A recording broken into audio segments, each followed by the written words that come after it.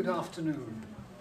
I hope that we're all in, and I can see that my volume has suddenly shot up because of the microphone, but it's coming down. I suppose it was done intentionally to wake us up and to focus us here to the front of the room. Thank you very much for coming in on Saturday afternoon for this talk, which is given by the Golden Rosy Cross, an international movement active in more than 57 countries, with many city centres, conference centres, and which presents today the Gnostic path of transfiguration. And as we announced in the program, what we would like to do is to be able to illustrate, to explain the path, and we'll be doing this with Cora and myself, with a slide presentation, after which we are at your disposal to be able to come into an exchange on the main issues of relating to our life, relating to our existence, and with questions: why do I exist? Where do I come from? Where am I going? These are the three questions that were asked in terms of the Sphinx, if you may remember. We are here. Good afternoon. Please do come in. Take it easy. It's okay. We haven't really started. You have on your chairs this program, plus also, which either you've participated in on Thursday afternoon, or you missed it because there was a new publication that came out, and the author was here on Thursday, but the books are still here, so you can have a look at that and other literature. And this is the third of our talks during these 3 days, and the subject this afternoon is karma, the personality soul, and the spirit soul.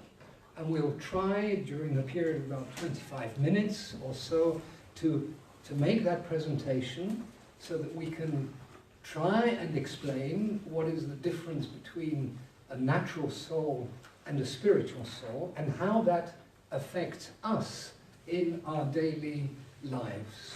Because that's the essential thing of the Golden Rosy Cross. It's related to life's practice, and not to theories, not to philosophies, but to actual life's practice.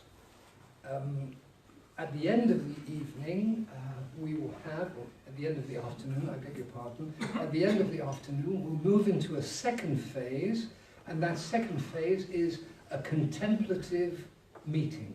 It means you're invited to stay where you are, but we'll move into another phase which will not be on the basis of exchange, questions, answers, reflections, but much more on going into ourselves and finding that inner silence, hoping that our surroundings will allow us for that to happen.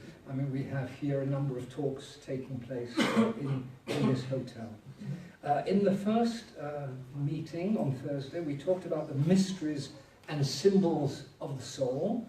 Yesterday, we talked about let spirit, soul, and body become one. And now we're going further, if you like, into the subject of karma, the personality soul, and the spirit soul. So, without further ado, if you agree, we will go into the presentation, and really afterwards we'll be welcoming an exchange. It's not so much questions and answers, but to be able to, together, to go along this incredibly joyful and fantastic adventure, which is living eternity in time, and to ask ourselves the question, is that possible? And the answer from the Golden Rosy Cross is yes, it is possible to do that in our lives today, not in some distant future, and certainly not as an automatic action that may take place or not after our physical death, but as it's happening now in life today. When we talk of karma, we obviously refer to different traditions which may be in Hinduism, in Buddhism, but also in Christianity. But in Christianity, it was knocked out, also out of the cleaning of the Bible and the New Testament and so on, because it went against the dogmatic approaches of that given religion. But in fact, we can say that reincarnation is certainly a very important element of the universal teachings. And karma is also that. Now, how do we define karma? We define it as action. An action-reaction. This is also a Newtonian principle. I think it's the third law or rule of Isaac Newton, when one says if there is action, it will provoke reaction. And that reaction will provoke another action. So we see also in science that we, in many ways, incarnate this aspect of karma.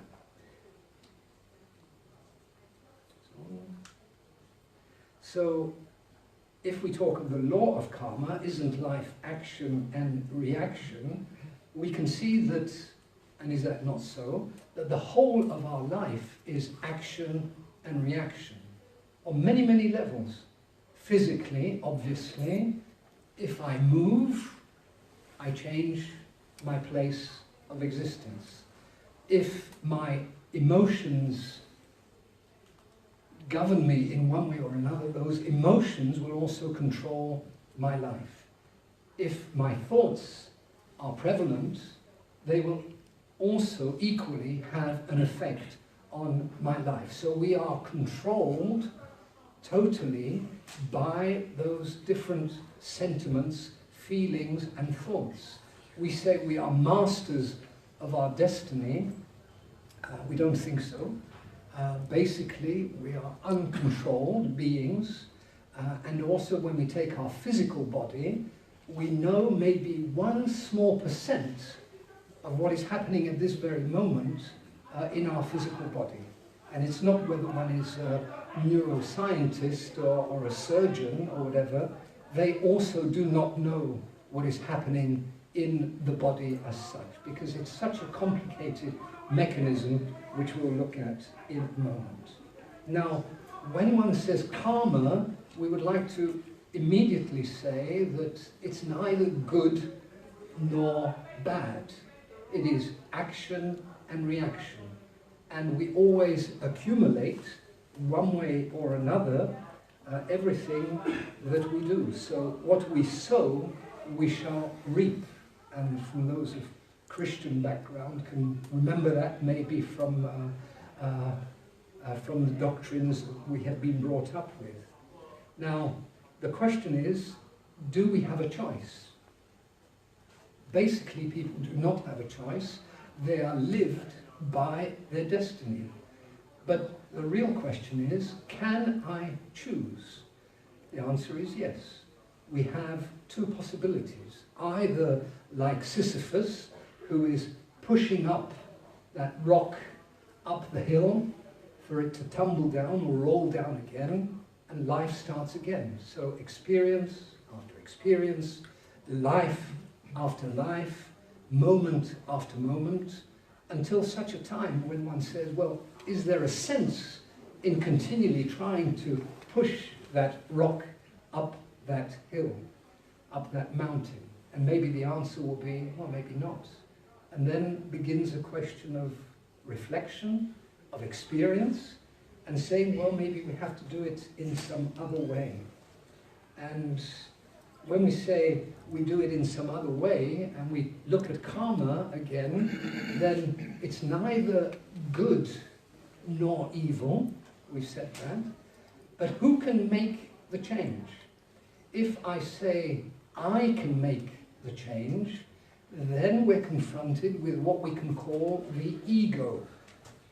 And we talk about egocentrism. And if someone is egocentric, this is their I that wishes to decide on his or her life.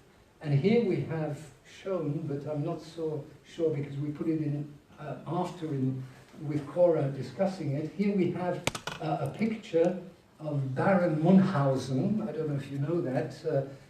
And you know the expression from computer science where you're pulling up by your bootstraps, trying to lift yourself up. Well, we had this situation where Baron Munchausen was trying, and somehow managed, to get out of his predicament of being on horseback, so he pulled up his hair, and he pulled up the hair of the horse to try and lift himself out of the mire.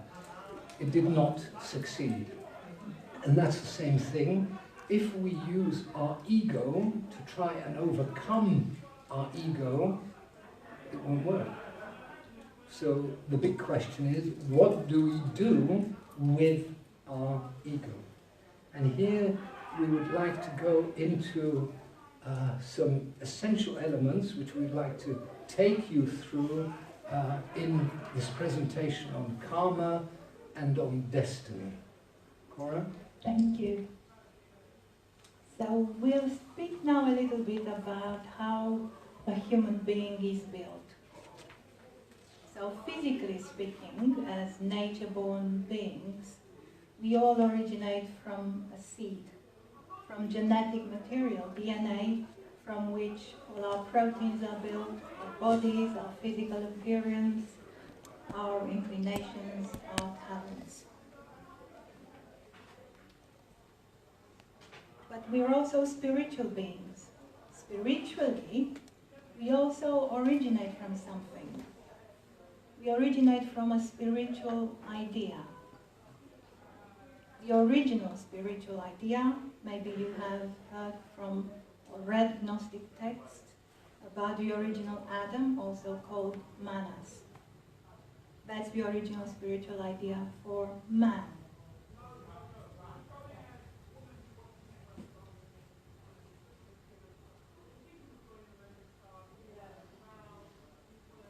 So spirit attracts the primordial substance around this original divine thought for its manifestation and realization in this universe.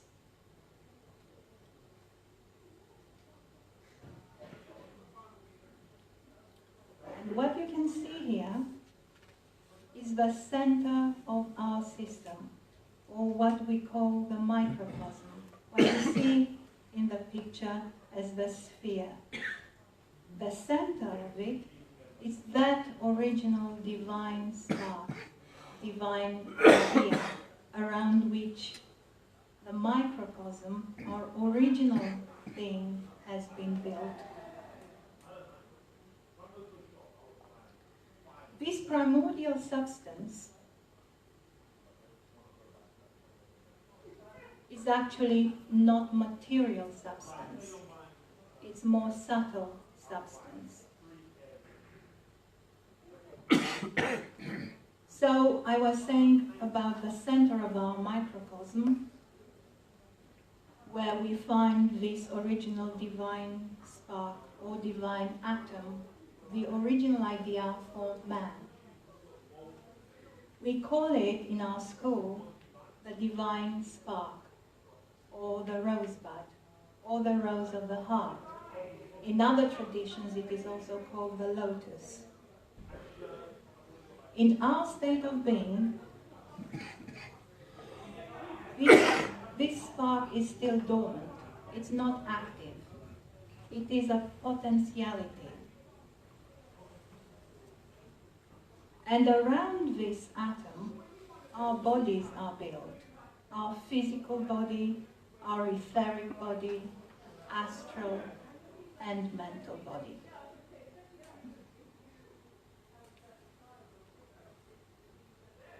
We are all built around this original idea. And these four bodies, we all have them. We call them also the personality.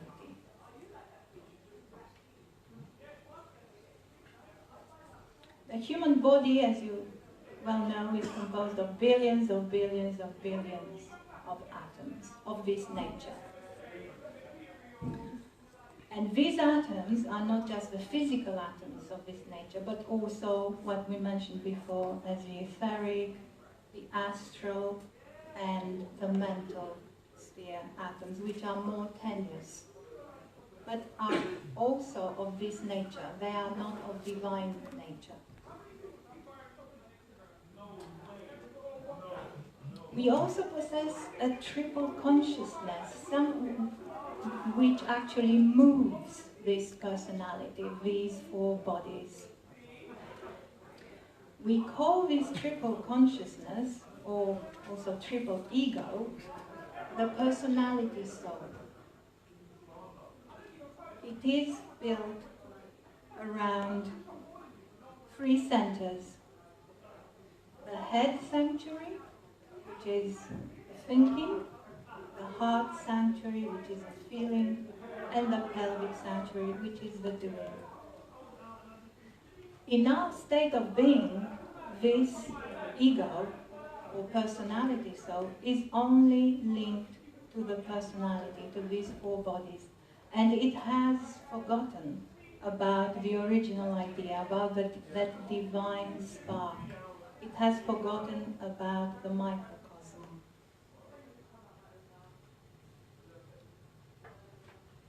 So in here it is shown, as you can see, the sevenfold personality. So the four bodies, the actual personality, and the ego, or the personality soul, which is driving these four bodies without remembering its original source, that divine spirit spark, which you can also see in the center of the human being.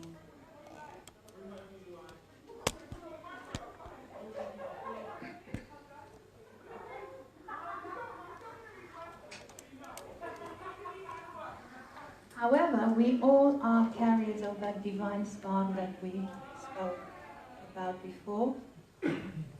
So if we manage to connect to that God in the making, to that inner voice of the rose of the heart, or the lotus, as it is called in other traditions, and if we remember that we are not just the personality and the ego, then we can reconnect with the microcosm and with that divine spark and let it grow.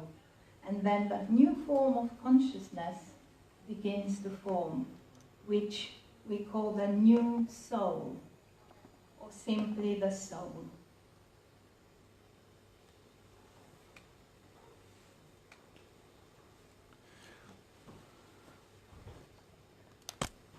So we see that you and I, with our personality, our fourfold personality, with three levels of consciousness, in the head, in the heart, and in the pelvic sanctuary, are the driving forces of our ego, the driving forces of egocentric man. But a process takes place, and we would like to define and show that process together. A process whereby there is more and more identification with the divine. And one of the precepts of Rosicrucianism here in the United Kingdom, with this picture of Robert Flood from the 17th century, shows very clearly that God is in man. So God is not outside of ourselves, but is to be found, as it is said, closer than hands and feet.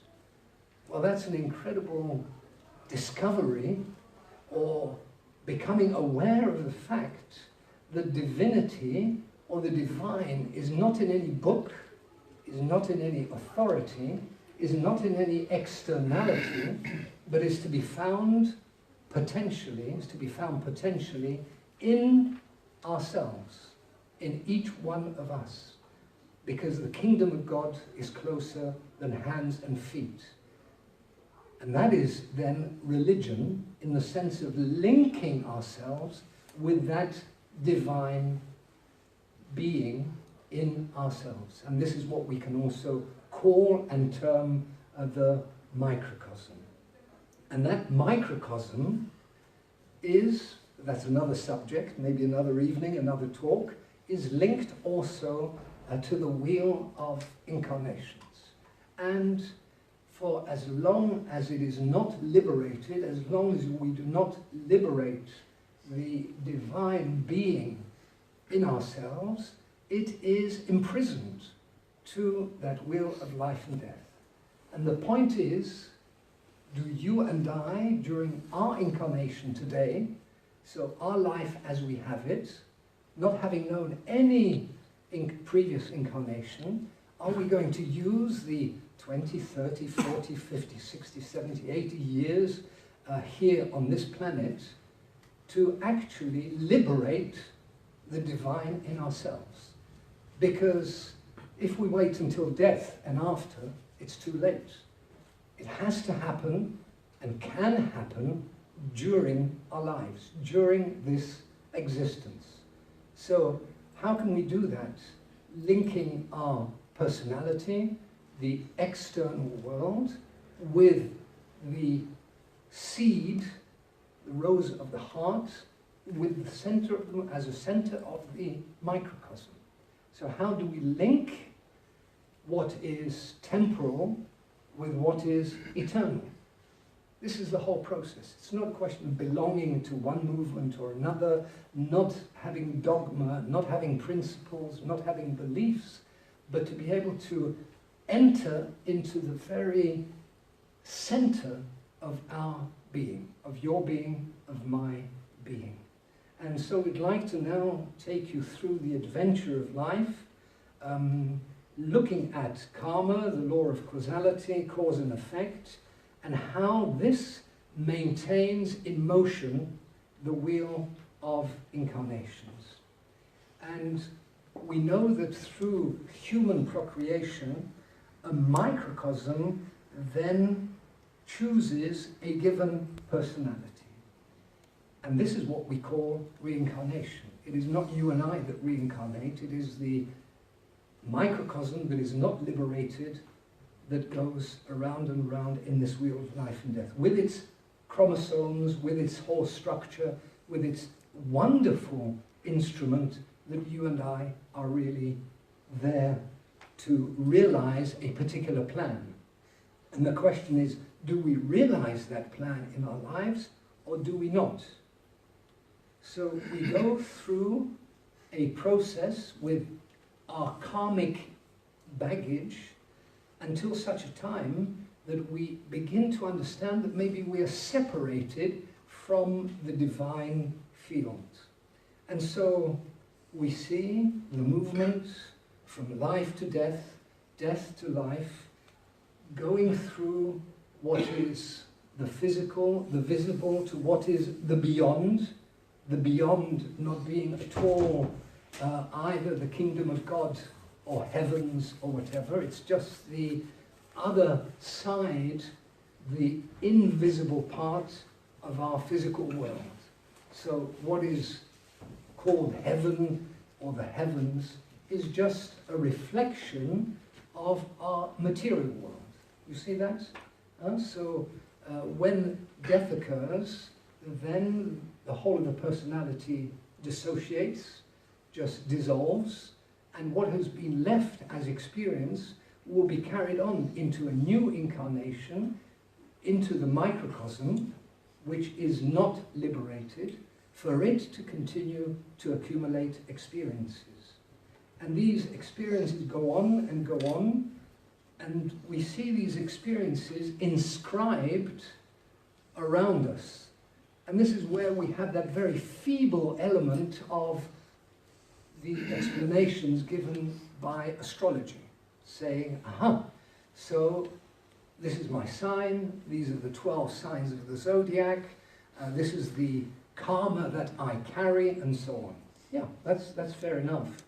But if we consider that zodiac, if we consider the 12 signs linked to the planetary systems, we can see that it is something which encapsulates. So it's something which imprisons us and does not and cannot liberate us. So, like also Baron Munchausen trying to pull himself out with his hair, we trying to find a way of controlling our system through everything that has been accumulated in ourselves.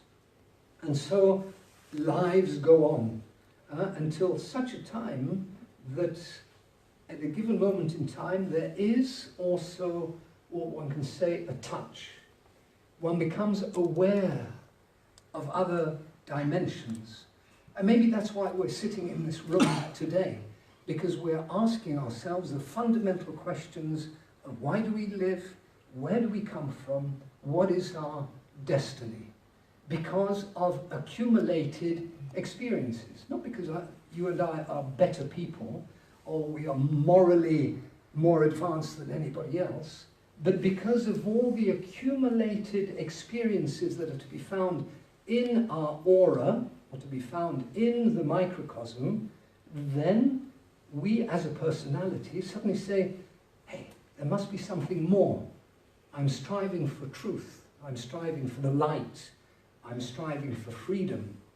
Some will find it on the horizontal level, economically, socially, politically, religiously, and so on. But others are saying, well, that doesn't satisfy me anyway. I'm really looking for the essence of life. Now we may say, that makes me a more intelligent person. It's nothing to do with intelligence, it's nothing to do with accumulated knowledge. It is to do with the fact that at a given moment in time, we are touched through the rose of the heart, through the lotus, through that enormous power and force that is in the center of our being. So in the very geometric center also of the microcosm. And so then our personality, you and I, become also an instrument of regeneration of the microcosm. Not our ego, but our personality. The ego fades away in this process of self-redemption or self-liberation in a very fine way, whereby the personality doesn't serve the ego, but serves the other one in us. The other one in us being the divine in us. And so the process continues in such a way that everything that we have accumulated in life will then change, and the microcosm is then liberated from the wheel of life and death. And then the spirit soul lives in total unity with the universe. That does not necessarily happen after our death. That is something that can happen and does happen during our lives. Not to become just a human being, not to be only John, if we take the Christian picture of things, not to be John, not to be Jesus, who then follows John, but then for the Jesus in us, the reborn soul, born in Bethlehem, born in the heart sanctuary, that is then linked with the macrocosmic Christ force, and then becomes Jesus the Christ. And that is not a historical figure, that is a process that takes place in each one of us, and where inwardly, inside of ourselves, we become then Jesus the Christ. Because you will do greater things than I have achieved, if we remember that at least. So we're talking, dear friends, about liberation.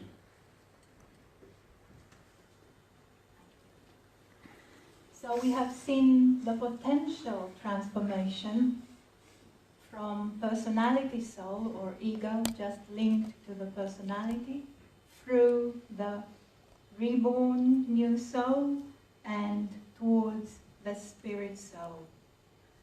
Man carries in himself or herself this potential and the possibility to liberate the microcosm to which he or she is linked, to liberate it from the will of reincarnation and from karma.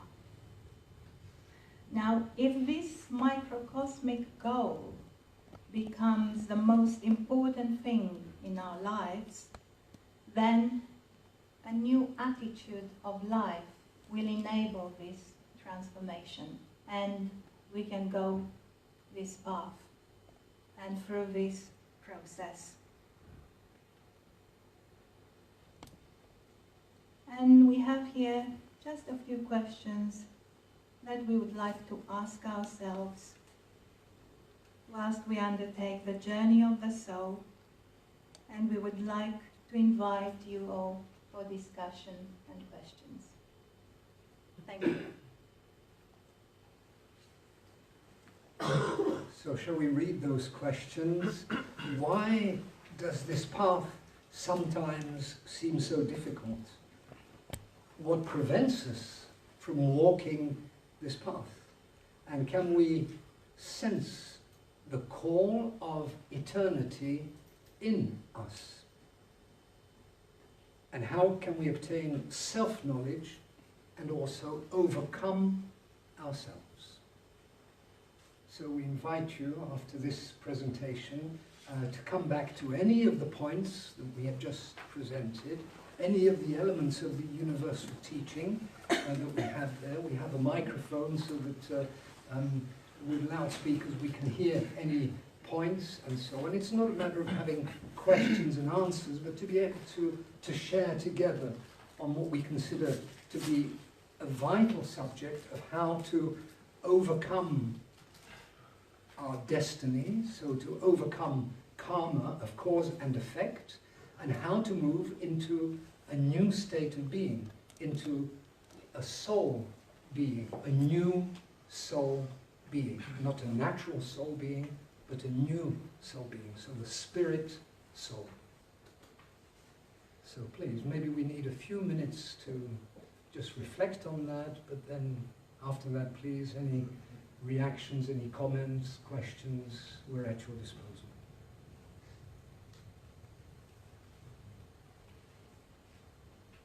And if there's anything that was not clear, do forgive us. We'll try to explain it, and if our explanation is not satisfactory, then we'll go back again and try and explain it once again. Yes, please, madam.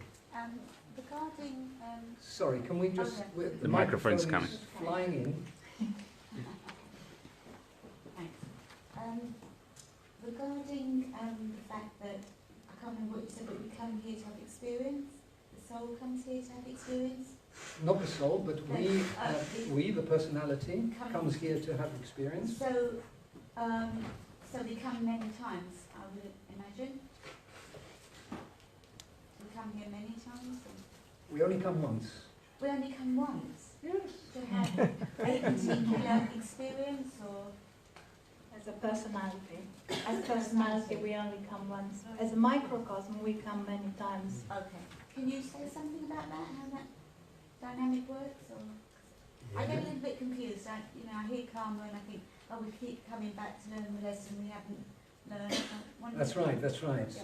Because that's what we see as an understanding of things, that karma means all the experiences, and we've said karma is not either negative or positive, it's the baggage which we in fact inherit.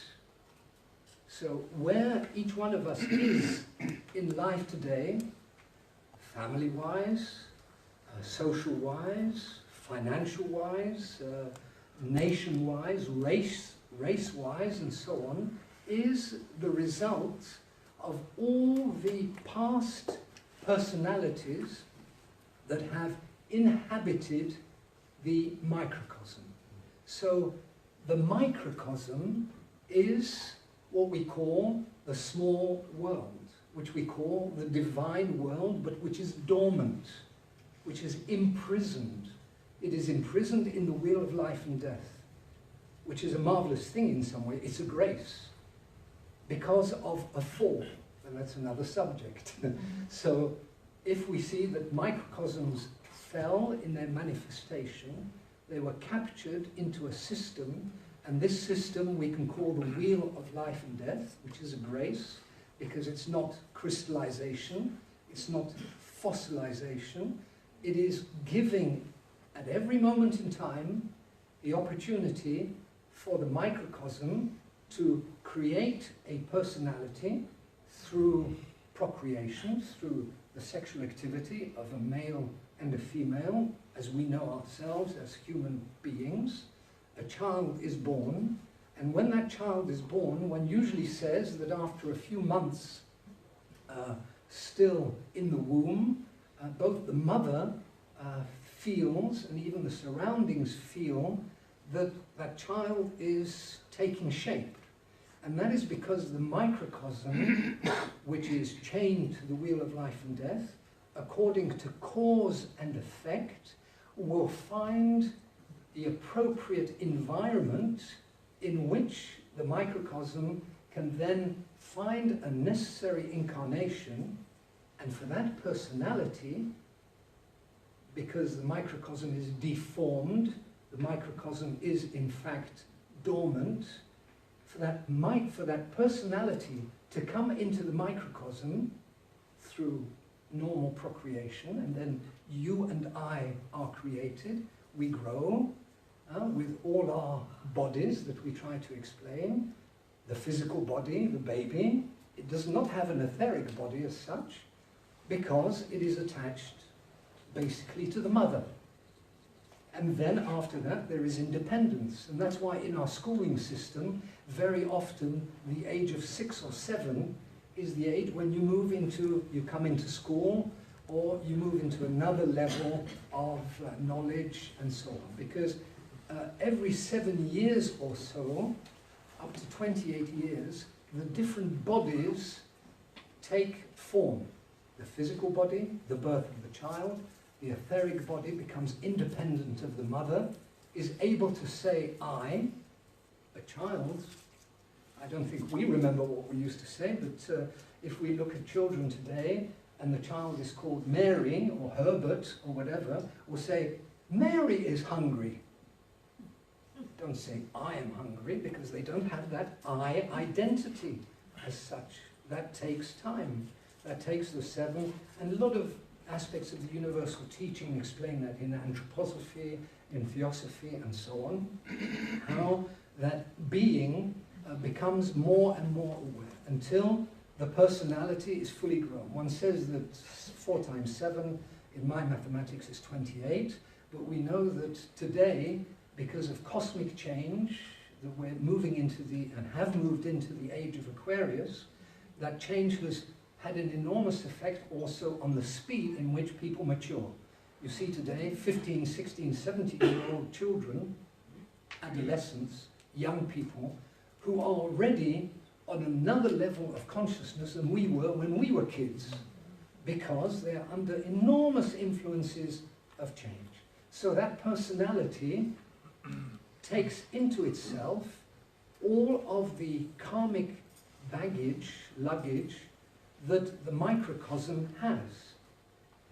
Not only for good and bad, but cause and effect. So that's the aspect of karma.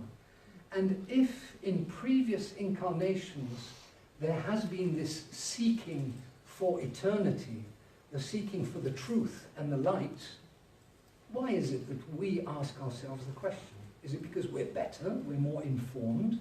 No, it's because there is an inner maturity, the maturity of the microcosm, and through that our own maturity, where we may feel a bit of an outsider to our environment, to our parents, to our friends and elsewhere, because we're asking strange questions.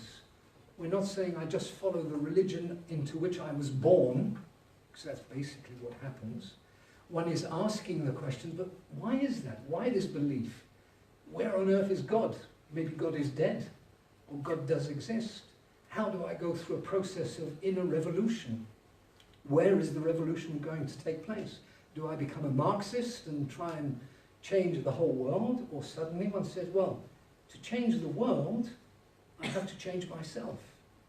And that is the maturity of all those past incarnations. And so we have only been created once, and that personality, carrying all that luggage, and it doesn't have to be a wearsome, it's both positive and negative, negative and positive, make us ask ourselves the questions where we are at the moment, because there is somewhere a deep dissatisfaction. We can't be kidded anymore about having a good GDP and developing our income level, to have culture, to have marvelous philosophical ideas. There is a growing or a very strong inner disquietude, dissatisfaction in many ways. So we become what one could term a seeker, someone who is looking for the truth for himself. Those who are fixed on politics, on religion, on social activity, they'll continue doing that until such a time they're hitting their head against reality, and reality is hitting them as well, action, reaction, that suddenly a person can wake up and say, hey, what is all this about? There must be something else in life. And then one starts reading books, one joins organizations, one starts thinking, one starts going through a process of inner change. Not because we're better, but because there was that inner urge and that inner desire is there, because the rose of the heart, the lotus, that central point in our microcosm, is beginning to open, of which all religions speak. But then they became external structures of authority, exploitation, and all the rest of it that we know.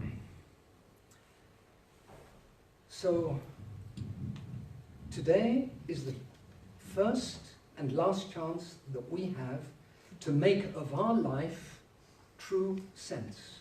If not, death will meet us at any given moment in time, cause and effect. One dies happily, and one dies with a little bit of sadness, and wherever it happens, it will happen. Like with animals, like with any type of plant life, and any kingdom, so also the human kingdom. And everything we have accumulated, if we haven't realized liberation, will be inscribed into the microcosm. Then the body will necessarily die, because it will decompose of all its cells. And also the other bodies which we described, the etheric, the astral, the mental body, will also just go into what we call the cosmic substance. But the experiences will be inscribed, not in the personality, because it no longer exists, but into the microcosm. And that microcosm, if it is not liberated, will then have to traverse the invisible part of this world, the reflection of this existence, until a new incarnation comes, and a new personality may then, through an autonomous, self-liberating process, and that's the point, nobody can liberate us. We can only liberate ourselves. We can only free ourselves if we know we are shackled, if we know that we are prisoners of space and time. But if we don't know that, nobody can convince us, and we'll continue until such a time you say, I can't move anywhere. It's like, you know, you're drowning in life, and then all of a sudden you say, well, there must be somewhere where I can breathe differently. And that's a characteristic also of a seeker. I'm sorry, I was much too long, but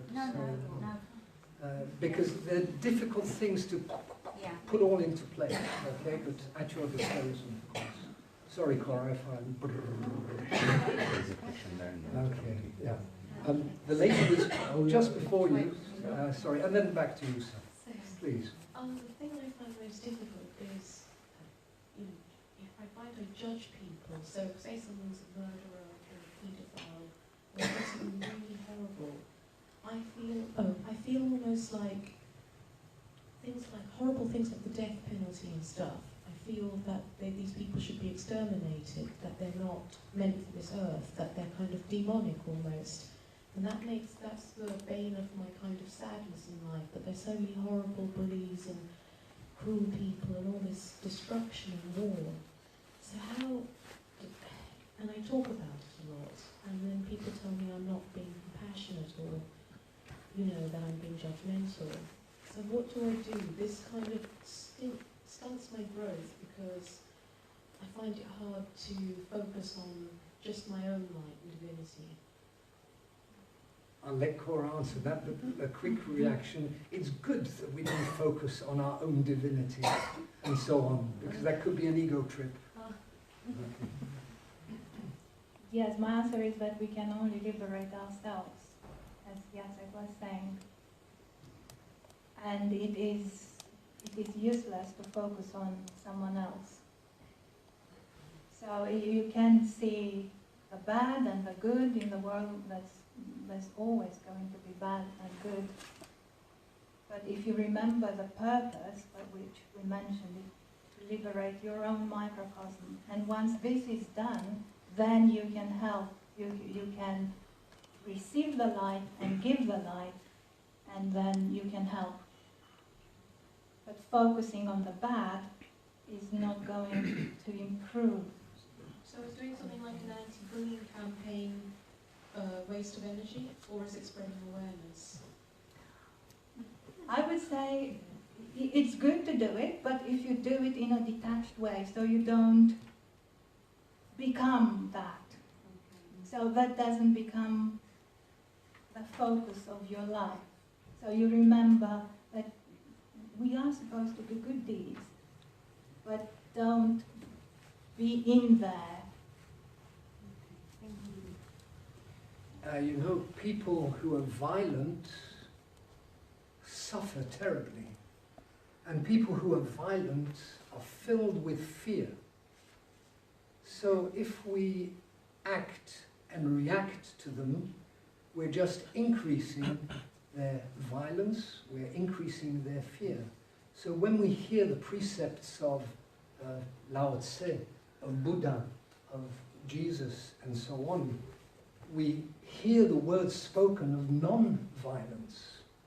And non-violence is not passivity, is not just being a vegetable and saying, well, the world is like that. No, it's an enormous inner process of revolution, of freeing the light in ourselves.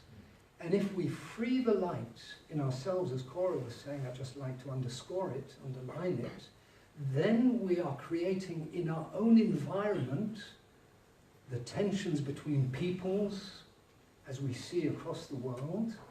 We are creating another environment where that violence, that fear, that suffering will be neutralized. Why will it be neutralized? Because we're not opposing it. As soon as you take good against evil, you are creating tension. And if you create tension, you create violence, with the best intentions of the world. So non-being, which is called wu-wei, or non-action, is the most powerful. Well, we had Mandela, you know, and I think if you read, he said, you know, become a captain of your own destiny, become a captain of your own ship. And this is something so important, that we have to become autonomous, conscious soul beings. Whoa, is that possible? Yes, it is, because it's very simple. Simple? No, it's very complicated, but it's simple. It's simple because it's to let go. It's not to accumulate. It's not to try and be more reasonable, better. Who is good? And it's said, no one is good. That was that statement, I think, to Jesus, who said, someone turned to him and said, good master. He didn't reply to the question, but he said, no one is good. So we have to be real. And to be real means to allow that force of light to penetrate our environment. And you can imagine that if there is a community of souls, if there are spiritual schools that talk of transfiguration, who talk of the Gnostic way of non-violence, then how will we act in our families, in our lives, in our profession, in all our desire, and completely right what you're saying, to change the world. We want to change the world. But we can only change the world if we change ourselves. How can you unchain others if you're walking around completely chained to your own egocentric being? First, we have to break out of that. And as we break out of that, we can give others the keys to break out of their chains. So.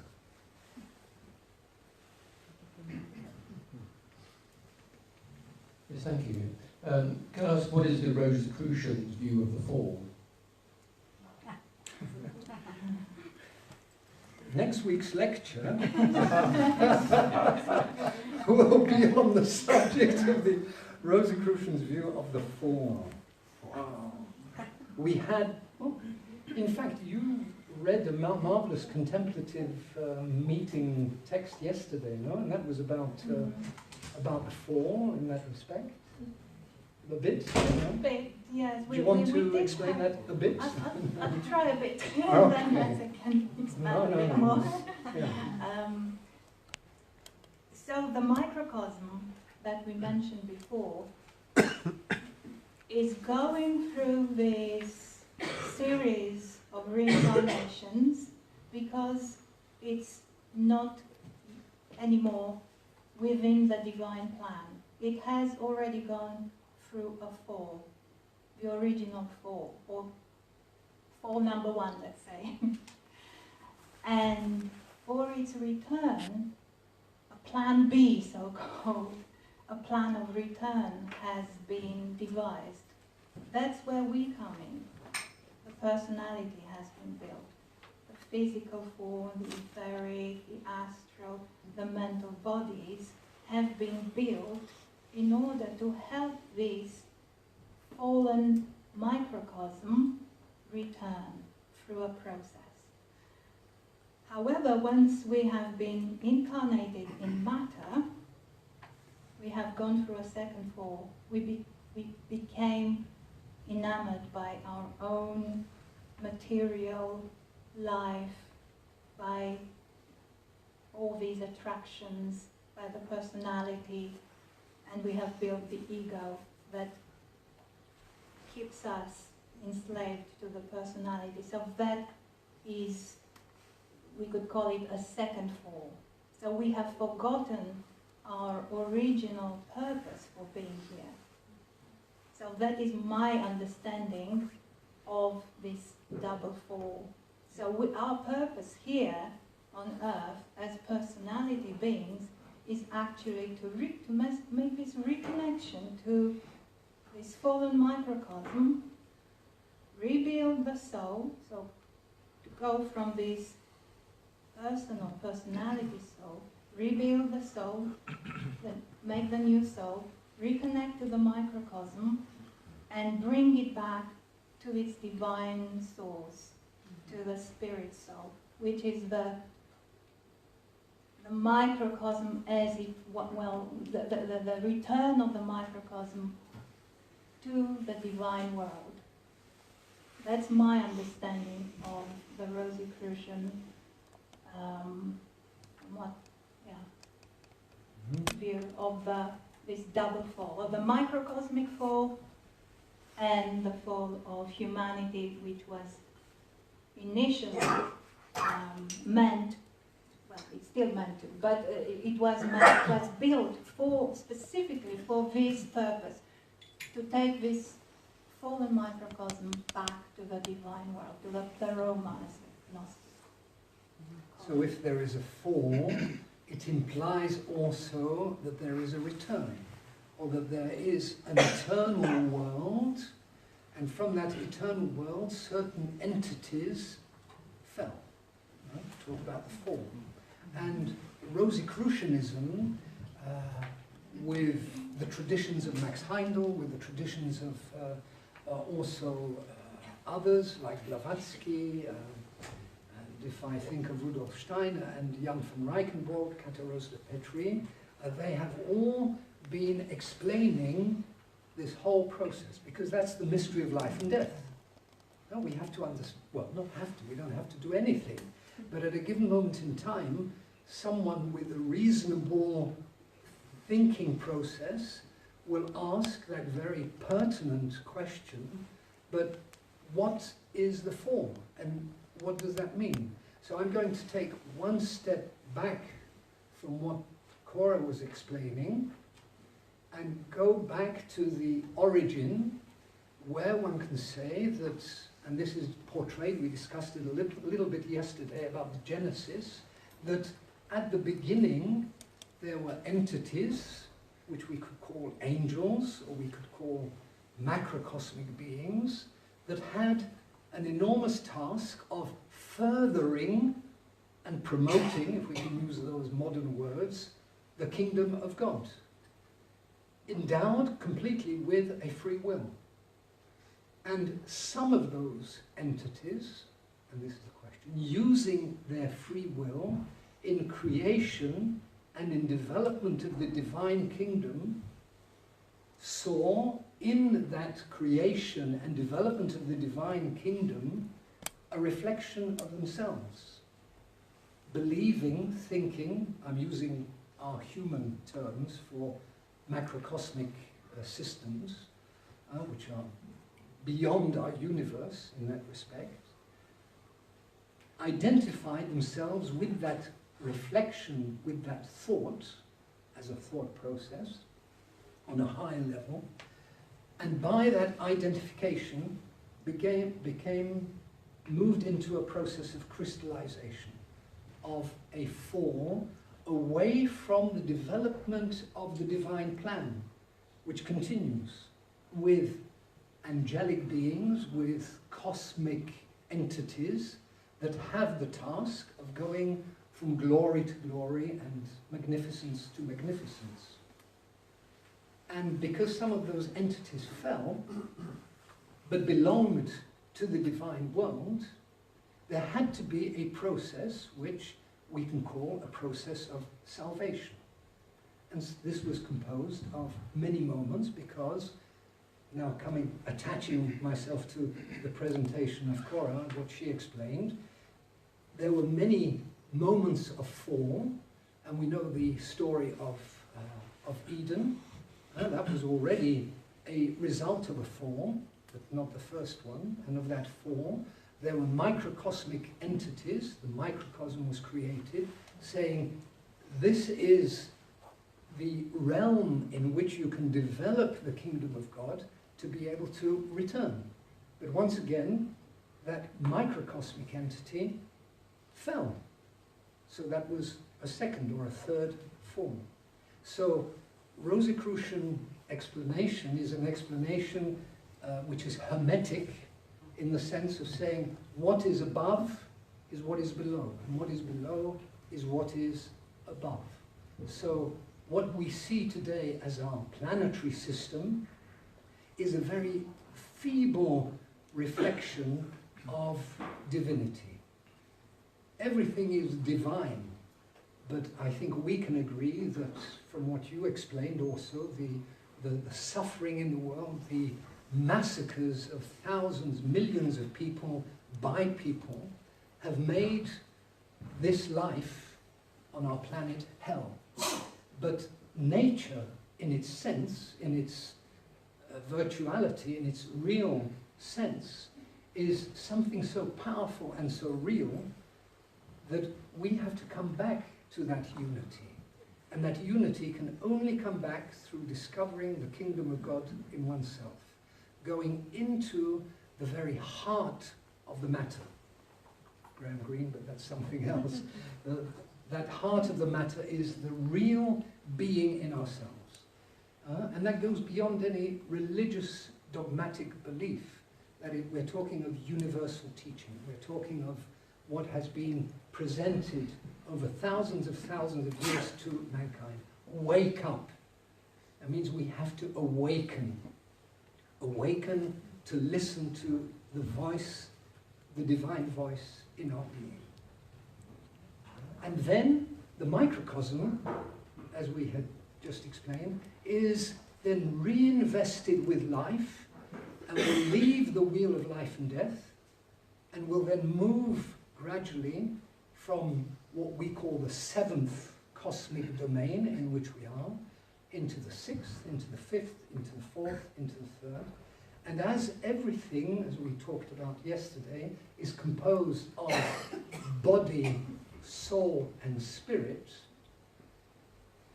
in that process of evolution and in that process of change, the whole of matter will, through the process of self-liberation, be then taken up into the soul, and from the soul will be taken up into the spirit.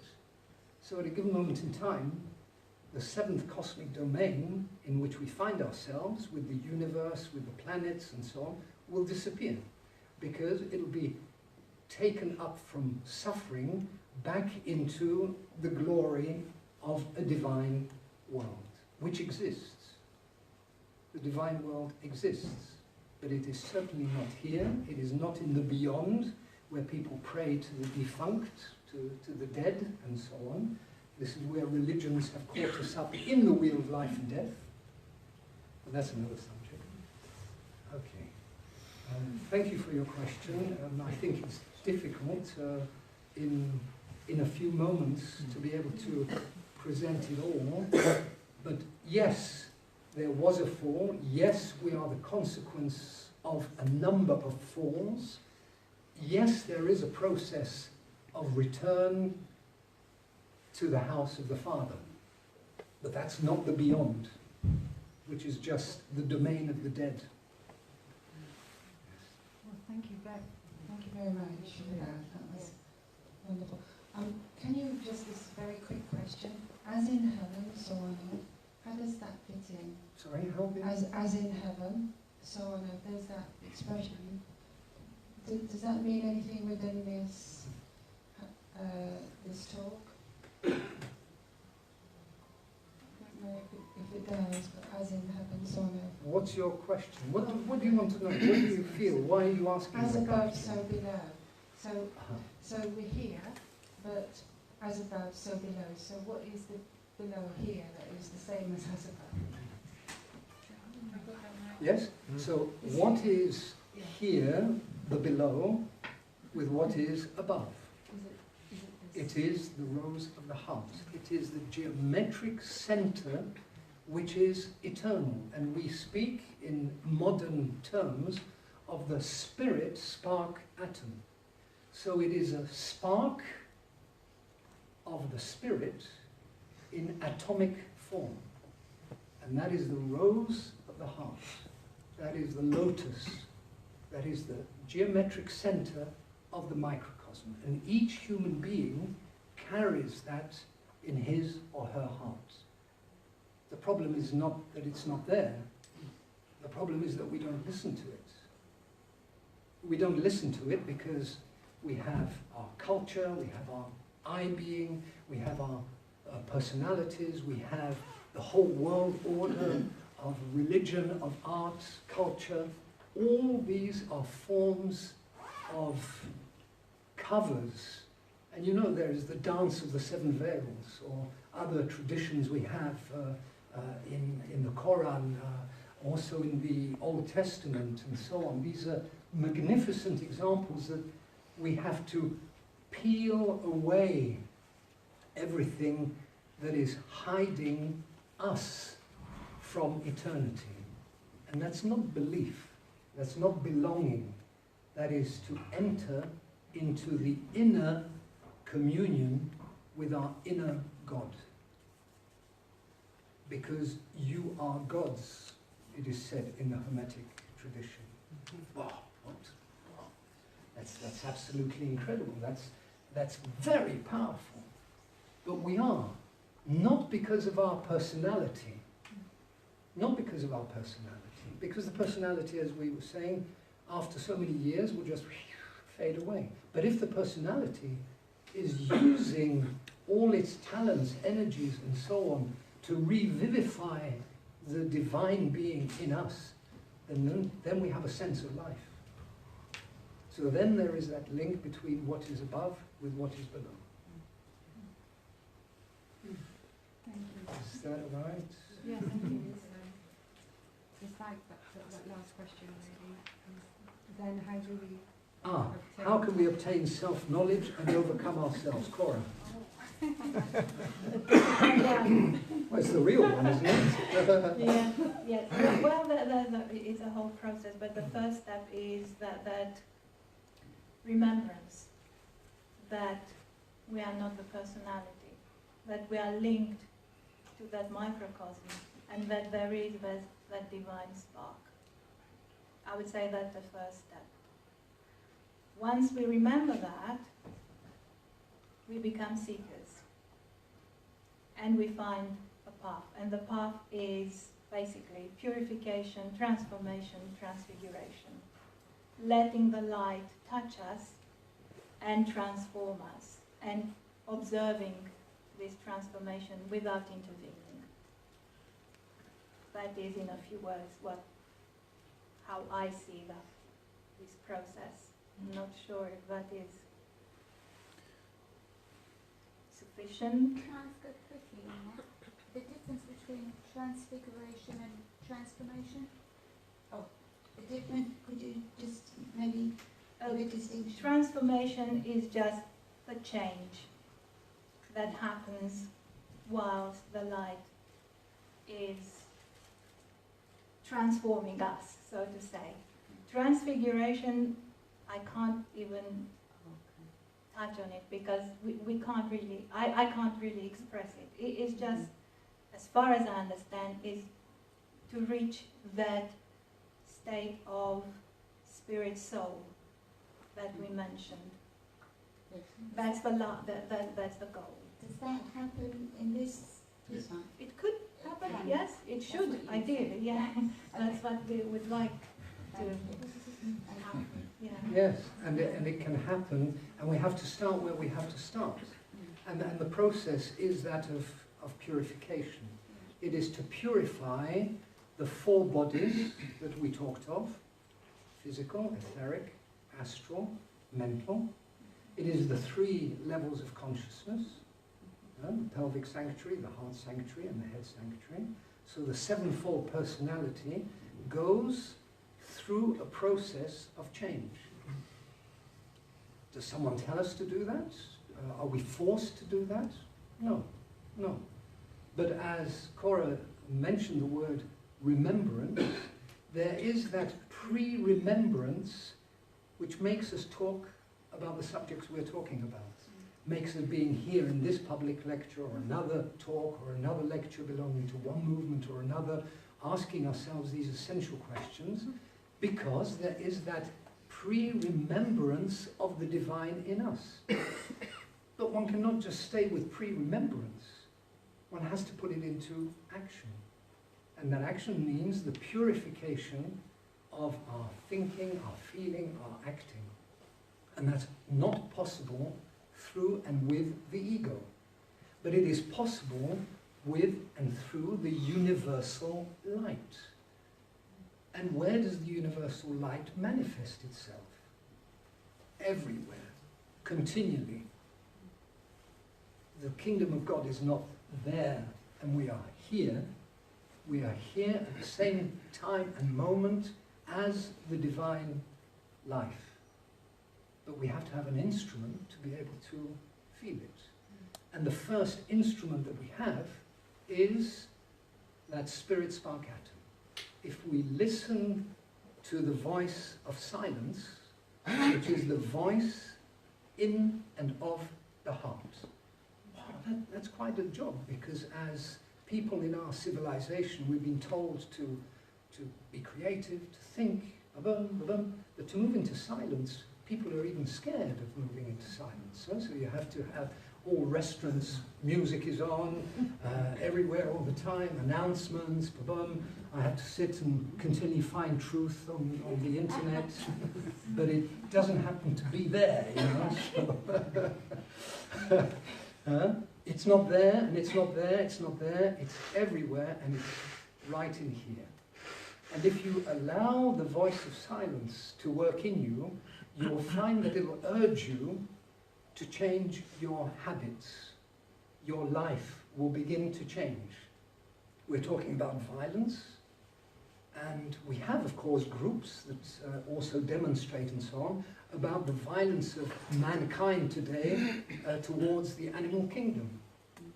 I mean, it's incredible violence that we commit day in and day out. Millions of animals are being slaughtered and killed and so on, so that we could have a nice steak. And so when we think about that, it may have an effect on our physical body and our etheric body as to my mode of life. So then one begins to see that this pollution and impurity, and it's maybe easier to start with the blood than with the other vehicles of our natural soul, then it becomes fairly logical that maybe to decrease the amount of meat that we will be consuming, the amount of alcohol we'll be consuming, the amount of drugs we'll be consuming, the amount of pharmaceuticals we'll be consuming, and so on, to come back to a true and inner balance. Because the balance is there. So that's an element of purification. And maybe that's only the beginning. Not to scare you, but we have to talk also about our emotions. Am I a master of my emotions? Am I a master of my thoughts? No.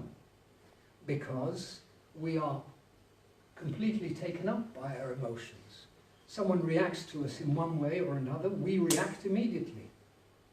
I love him, but, boom. Okay, so there is this idea of belief and the idea of how we act. So let's scrap beliefs and let's look at how we act.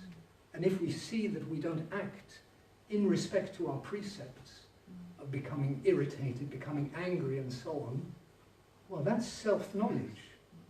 And self-knowledge is extraordinary, because then we begin to see who we really are, not who we would like to be. We're not angels, we are who we are, and then we begin to work on ourselves. That's that first part of purification, and that brings about a transformation from the natural soul, with all its fluids, to what is a new soul. A new soul is reborn in our being. And that new soul will be able to capture the divine fluid, the ethers, in scientific terms, the higher ethers, because we are governed by 4 ethers, physical body, etheric, astral, and mental bodies, but we have to move into the 5th ether, the 6th and the 7th ether, which will allow us to receive other foods. And these foods are here and now, but they are also, and this is the role of a transfiguristic school, makes them at our disposal by the concentration of those energies through persons who are soul beings. Because the whole of life is like a huge spiral, and we're somewhere. Sometimes we fall down, then we go up, and we fall down and go up, but hopefully always going up a little bit. So that's purification is essential, self-knowledge is essential, and overcoming oneself is essential. Well, if we've done that, well, then life begins. Yes, please. I have a question on law of attraction. What's your Bit understanding? louder, yeah. What's your understanding or opinion on law of attraction? And I'm sorry, subconscious? I can't hear you very No, well. I'm Can, a bit Can you hear louder. me now? Yeah, that's better. You can sing into the microphone. So my question was, what's your understanding or opinion on law of attraction and subconscious? Did you understand that? What's our understanding and opinion on the law of attraction? And subconscious. Subconscious. And conscience, Subconscious. subconscious. Do you know, before, give her the microphone back if you may. What do you want to say? How do you see it? Law of attraction could be connected to karma as well.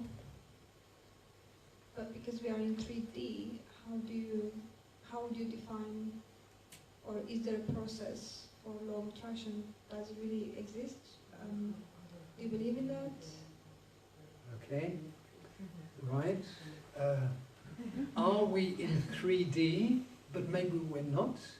I think we're in more dimensions, and certainly we're in more dimensions, and those dimensions are not only emotional and mental, but also related to all our bodies.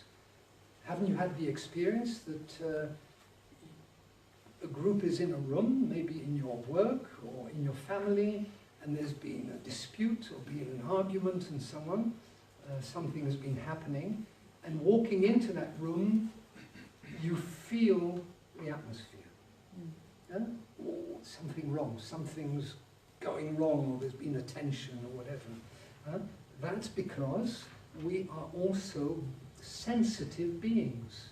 And that sensitive being goes beyond the 3 dimensions. That's entering into the 4th and the 5th dimension. So we're continually, you know, why when we're in the underground, I mean, I've rented an Airbnb just 5 underground stations away from here, but you know, the 10 minutes, 15 minutes in the underground is quite an ordeal. I mean, it's quite tiring, you know, you walk up. You're tired of that because everybody is compacted, everybody is doing their own thing. There's a lot of tension there as well. If you go into a supermarket and it's bombarded with music, it's bombarded by this, by this, by this, and so on, that's also having an effect on us through our senses. We have 5 senses, huh? So our natural soul goes through those 5 senses. But the other dimensions are not to be found in those 5 senses alone.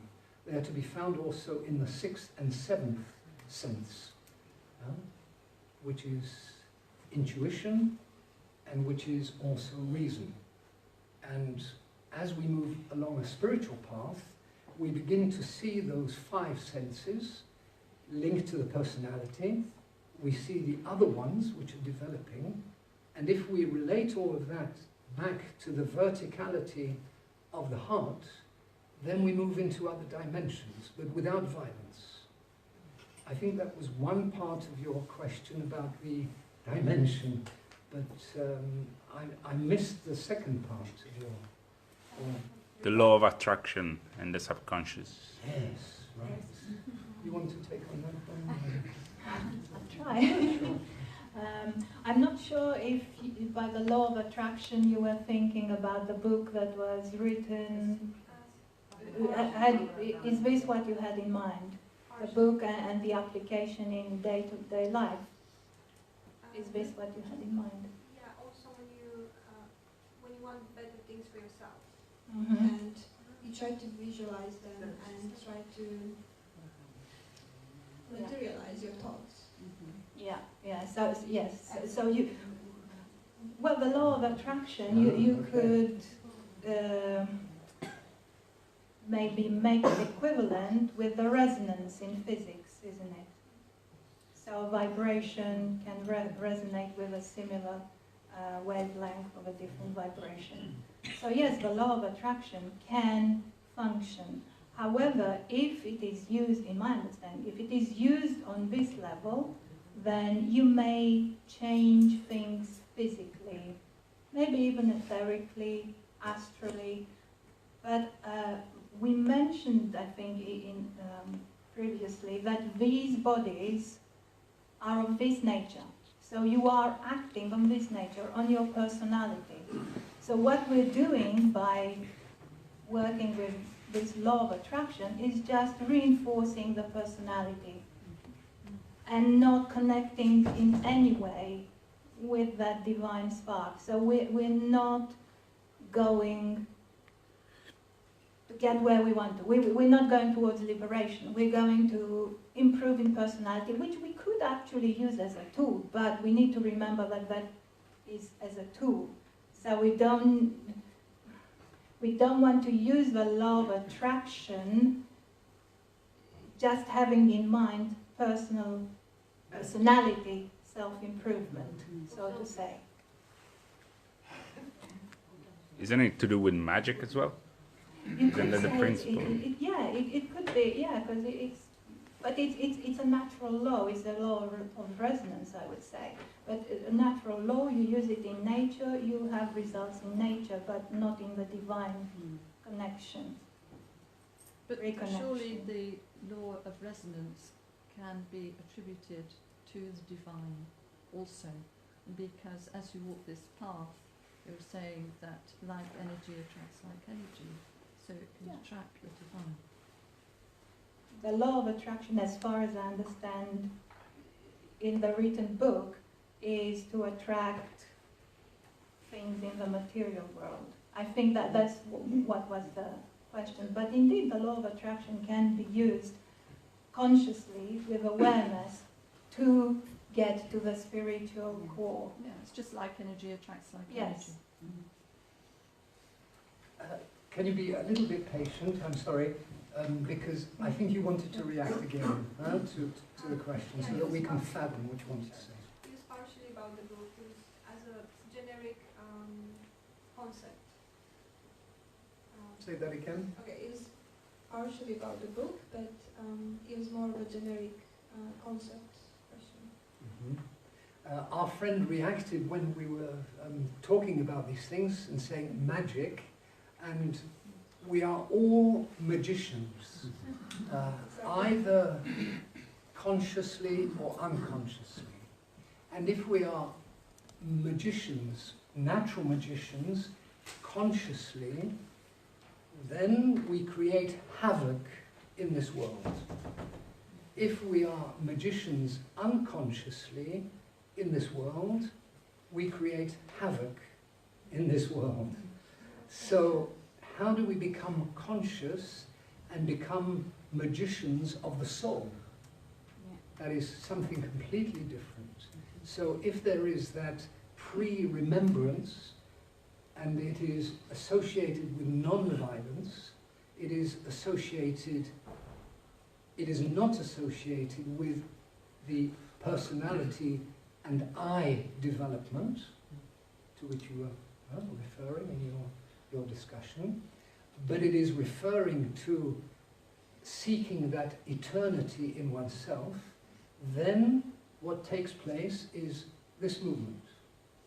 One moves away from the outside and moves into the inside. And as one moves into the inside, one moves into the vertical. And as one moves into the vertical, one can then move outside. But if one tries to change the outside through laws of attraction and so on, however subtle it may be, it can be the personality and the ego that want to improve their lot. And our task is not to improve our condition.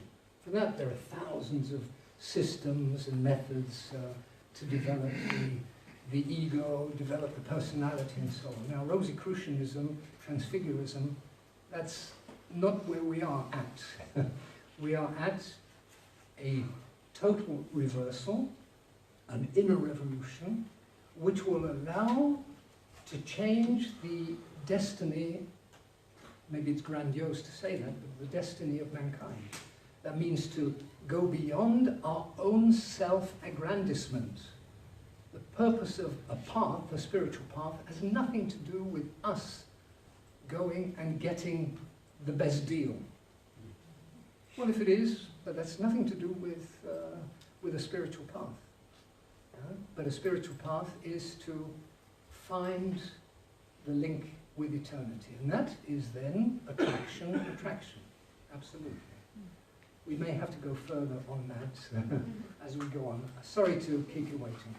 Yeah, all it's like Rosicrucianism and three types of currents, they all tell you to discover your inner voice and try to discover your spark, and divine spark, to get a connection. But I think you said you can change that, and we can change it today. But all I think is acknowledge the fact that there is. If you look in every tradition, like mystics and Buddhism, and they prepare the whole life for it, and like meditation, and so they live a life 30, 40 years to get in the connection. How do we expect to get into a connection just by coming and we acknowledge, I think, only at the moment. Yes, thank you so much for that. It's true that all religious traditions, in their core, in their essence, from whichever racial background, whichever national geographical background, speak of that spirit spark out. That's true. Because they, initially, they were related to the core of the message. But then the message became confused and it became an external religion of one sort or another. So if we want to go to the core of things, you're quite right, it is there. And now it's not by coming to a talk of the Golden Rosy Cross that things will change today. But maybe they've already changed. Because we are exchanging and talking about these essential aspects of our life. And if one is doing that openly, sincerely, and with a clear inner craving, not for oneself, not for aggrandizement, not for developing new talents and strengths and so on, one is already participating in that process of opening. And then you take it from there. And whether you come back into contact with the Golden Rosy Cross or not, that's not really the point. The point is, how do I and you go through this process of change? A spiritual school, like the Golden Rosy Cross, not only has a teaching, which is related to the tradition of the universal teachings, but it also has what one could call a force field. So it has also, through its members and through its work, I think we're moving, I don't remember because it's 100 years ago or so, that the school was created, and it has a certain force field where the only intention is soul renewal. Nothing to do with the personality, accepting it, nothing to do with the ego, accepting it, knowing it has to die its normal death at a given moment in time during our life. So it is a process which isn't discussed about, but it is an environment, an atmosphere, a force field, like a football club has a force field. People playing tiddlywinks have a force field on that level where they're acting and so on. But a spiritual school has also a force field which is quite powerful, and by coming together and being together, it accelerates this process of change, which alone by oneself, in the conditions of mental, emotional pollution we have today, are not possible to go through by oneself. But we discussed that today in one of our meetings, and we said to ourselves that as soon as a person has just a small spark of light in himself or herself, this will necessarily attract others. Because what we were saying about attraction, light attracts light, darkness attracts darkness. But if light attracts light, then there will necessarily be a community. And this is what the Rosicrucian community is. Putting things into practice. And we can go into that after. Thank you so much. Yes, madam. Thank you. Just a quick question. What is the difference between soul and spirit? Well, the quick answer is soul is the link between spirit and matter and our being. So soul, we say spirit, attracting original matter and I would say soul is manifested spirit. But I think the answer is probably going to be able to explain much better. No, but I think through our talk today, we have been saying that we have a natural soul. So we are natural soul beings. And it's made up of 5 fluids, in fact. 5 fluids? What are the 5 fluids? Well, it's the blood. It is our nervous system. It is the hormonal secretion. It is the force that we have in our spinal column. And it is consciousness. So those are the 5 elements of a soul. And that is a natural soul. And that natural soul is linked with its spirit. And its spirit is to be found in what we tried to show as a diagram when we talked about astrology and so on. It is the link between the lower self and the higher self. So we are linked with our body to a natural soul, with our personality, our ego, and to a spirit, which is our own individual spirit. And in esoterics, we can talk about orthades or orthodes, orthades. We can talk also of the higher self, which dominates completely. So it is the devil and the angel, good and bad, karma, which completely dominates our being. That is why we are not free. Freedom has nothing to do with externality. It is to become free from oneself.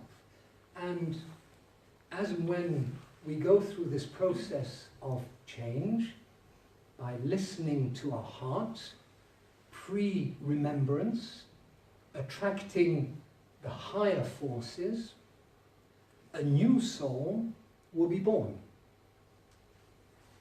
The image of John, Jesus Christ. So that's one image we have from Christianity when we said about the origins. But other religions have the same images. And so when a new soul is born, the new soul can only come into a new body. So the body has to be purified. A new soul is born, and that new soul will gradually attract the forces of the universal spirit. So not an individualized spirit of the higher self, but linked to what we call the sevenfold spirit, the 7 forces of the spirit. And that is then the unity and the link between the new soul with the spirit. And then man is basically liberated from space and time and matter, and moving into an eternal evolutionary process. So, and that's possible during our life. Yes, sir. For how long is man liberated for? You say man is liberated when he opens his soul. Yes. But can you tell me their time? Sorry. So the question is, you say man is liberated. Yeah. My question is, how long is man liberated for? I'm asking for, is it ongoing, or is it just for a split second? It's, you know, in answer to, when we were talking, no, I think it's very valid. The question that because there is temptation which can bring the soul back down. Ah. Yes. So, you know, when we were talking about the fall and that angelic forms fell, well, who are we in comparison to those macrocosmic entities? So the temptation, however you want to call it, is always there. Always there. But if, again, depending on our inner lucidity, our clarity of being, our honesty towards, not others, but towards oneself, towards the true self, then that state of liberation is for as long as we live and even beyond death. Because then we are linked not to our own enclosed, encapsulated forces, we are linked to the forces of eternity. So then, such a liberated being liberates not only the microcosm from the wheel of life and death, but accompanies that microcosm into the other realms of life. So then it is for eternity. But, as you said, it can always happen. Yeah, it can always happen. And that's the tragedy of our lives in many ways. We try, it's the Sisyphus pushing, falling back, until we say, maybe we should stop trying. We should stop fighting. So that is the question of non-violence, not towards others, but to our own being. To stop that continual struggle of fighting, of wanting to be better, wanting to be recognized, wanting to have power, energy, religiosity, and all the rest of it. That leads to total and incredible suffering. So we need to be able to move out of that. And if we do that, and it can be done, well, maybe a few clicks, it can be done during our lives. Really. Madam. Well, thank you very much for all your answers. I understand that my question will be about virtues, because when we begin to purify ourselves, we begin to purify first our body, our thoughts, feelings, or emotions put in order. Then they will help our blood to get a little bit pure. This is my understanding. How it is about self-knowledge and overcoming all negative things. Psychology somehow teaches us. But my question is, what are the main virtues that the Rosicrucian school is trying to, how to say, develop the pupil or disciple in the school, to develop, to reach this Wu-Wei action, or the way to transfiguration, except the will. I have a strong will. I say I will wake up at 10 or 5, and the mobile is helping me, or the heavy. What are the main virtues that you in the school of Rosicrucians this is, yeah, was I clear? Sorry. Yes, very clear. Thank you.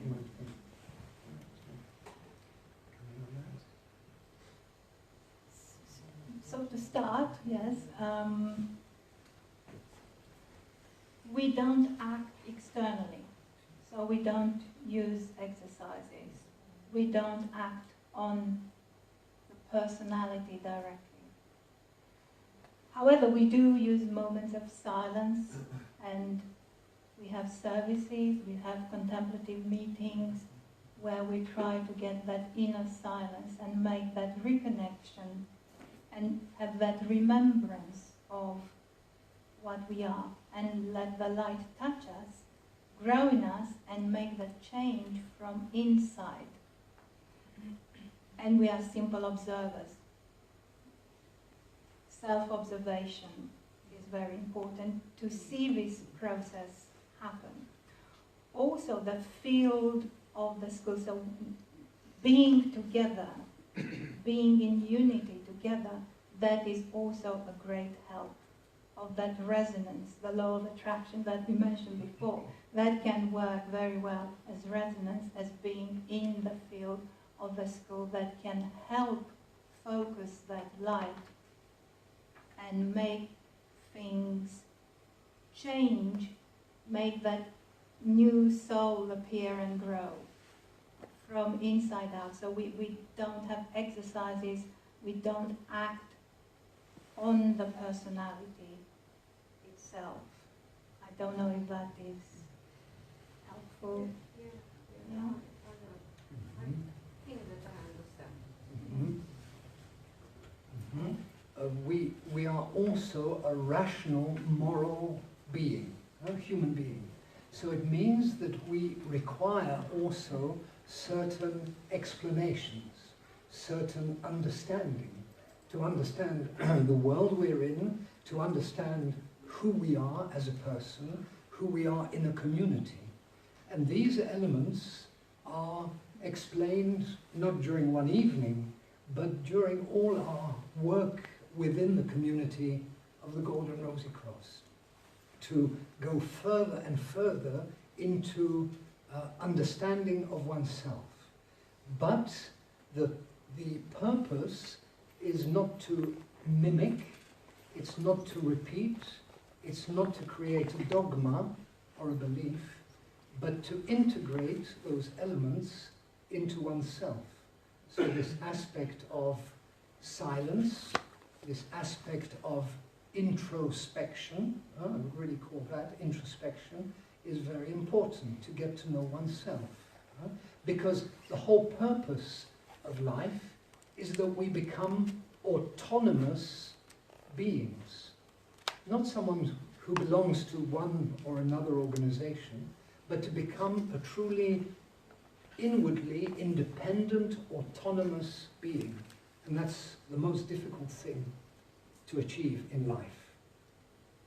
Thank you. And as listening to you, for me, the right answer maybe somehow I receive, it is the spirits of the fruit. About such spirit, yeah, the nice spirit, that spirit of the fruits of the spirit, yeah. And I meant this, how to say, from the Bible, these virtues. This was my answer. Yes. Like now, how to say exactly? Spirit, the fruits of the spirits, yeah, it is Galatiani from the Bible, and also I like very much as a kind of virtues, Ecclesiastes chapter 6.